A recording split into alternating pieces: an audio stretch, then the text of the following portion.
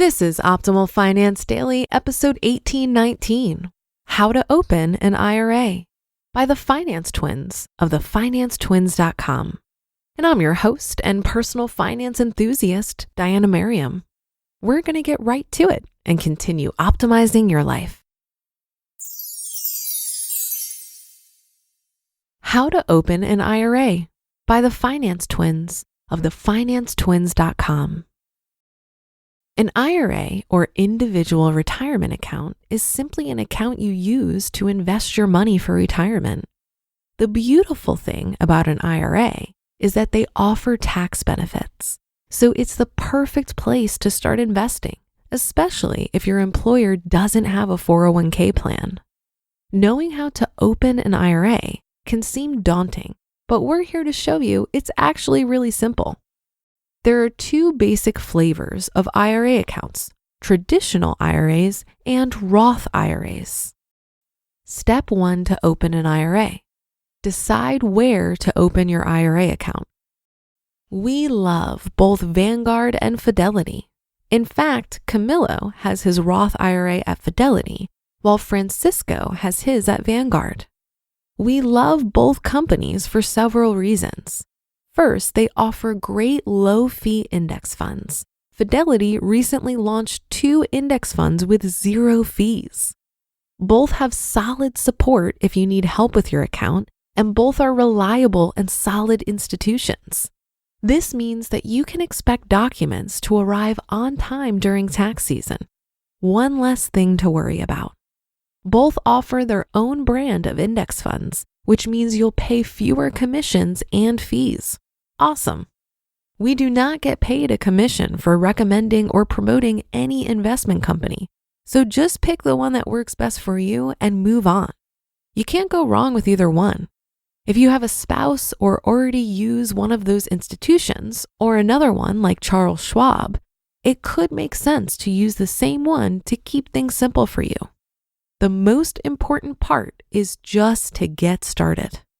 One thing to note is that Vanguard has $3,000 minimums on many of their index funds. So if you go with them and you don't meet those minimums, you'll have to start with ETFs like VTI, which is Vanguard's total stock market ETF. Many people find index funds easier to invest since you don't need to place market orders. It's a little more complex to buy ETFs, so many people just go with index funds. With Fidelity, their low-cost index funds like FCROX, Fidelity's zero total market index fund with no fees or expenses, have no minimums, so you can start investing with as little as $100. Step 2 to open an IRA. Decide on a traditional IRA versus Roth IRA. Deciding whether to open a traditional IRA or a Roth IRA is like deciding if you want to go to Paris or London for vacation. You can ask a bunch of people and there won't be a consensus about which one is better. But the one thing that's for sure is that spending a week at either destination is a hell of a lot better than going to work for a week. Contributions to traditional IRAs are tax deductible and are made using pre-tax dollars. The deposits you make into a traditional IRA will lower your tax bill this year. When you're finally ready to sell your investments and withdraw the money during retirement, you'll pay the income taxes on those distributions at that time. Contributions to Roth IRAs are not tax deductible and are thus made using after-tax dollars. The deposits you make into a Roth IRA won't lower your tax bill this year. However, when you're finally ready to sell your investments and withdraw the money during retirement, you won't have to pay any taxes at all since you paid taxes before the money went into the account. So which IRA is better? It depends. We usually recommend Roth IRAs to younger investors and traditional IRAs to older investors who might be in their top earning years and thus higher tax brackets. At the end of the day, the most important thing is to choose one and start investing, since it's tough to predict how much you'll earn in the future, how tax brackets will change, and when you'll be ready to withdraw. We repeat, don't let this decision hold you up from opening an IRA account.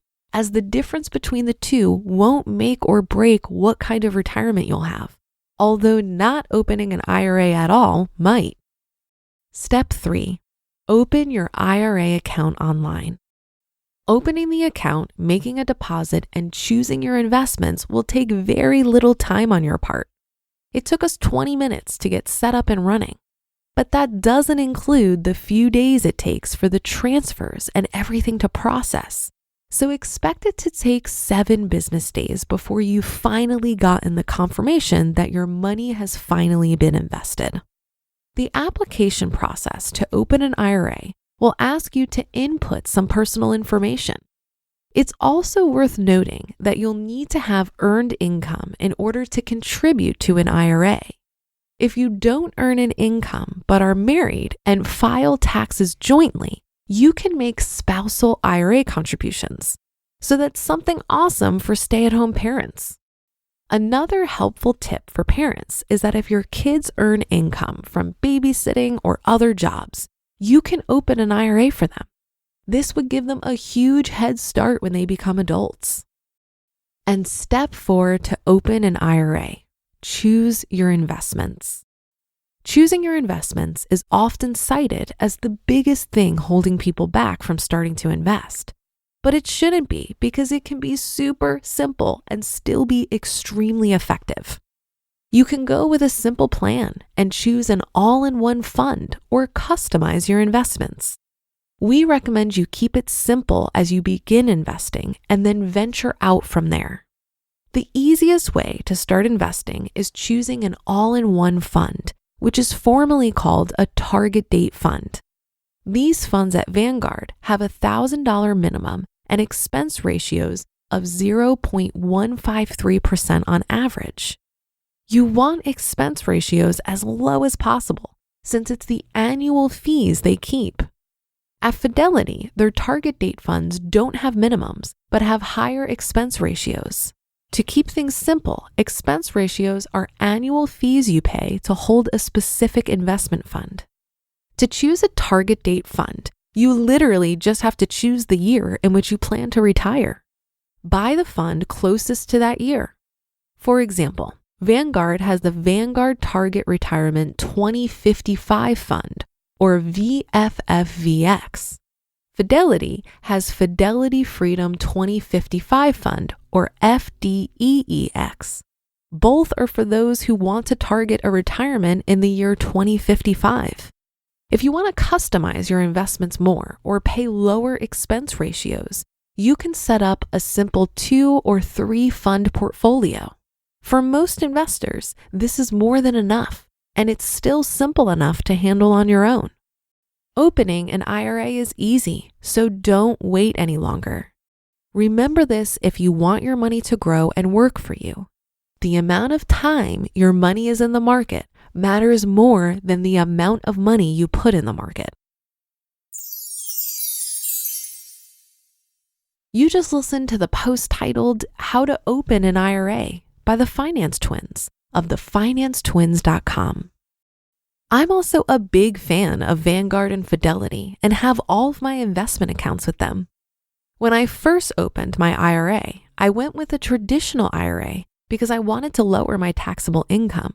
But I didn't realize that I was over the income threshold of being able to contribute to the traditional IRA pre-tax. So it made more sense for me to contribute to a Roth IRA. I called Vanguard, and it was very easy to recharacterize my contribution to a Roth to correct my mistake. My 401k was with Fidelity through my employer, but when I left my job, I very easily rolled that over into a traditional IRA with Vanguard. I did this because IRAs offer more investment options than I had with my employer-sponsored 401k. And 401ks have more management and administration fees. When deciding on traditional versus Roth, review the income limits for both, and perhaps consider that it's beneficial to have a mix of pre-tax and after-tax retirement accounts to give you options later. So if you're already contributing to a pre-tax account like a 401k, choosing a Roth for your IRA could make sense. Many people prefer Roths because you can access your contributions anytime. There are no minimum distribution requirements at age 72, and you don't pay tax at withdrawal since you already paid tax when you were contributing. But I totally agree with the advice here to not let the decision paralyze you. Either one is so much better than not contributing at all. And that should do it for today. Have a happy rest of your day, and I'll see you on the Friday show tomorrow, where your optimal life awaits.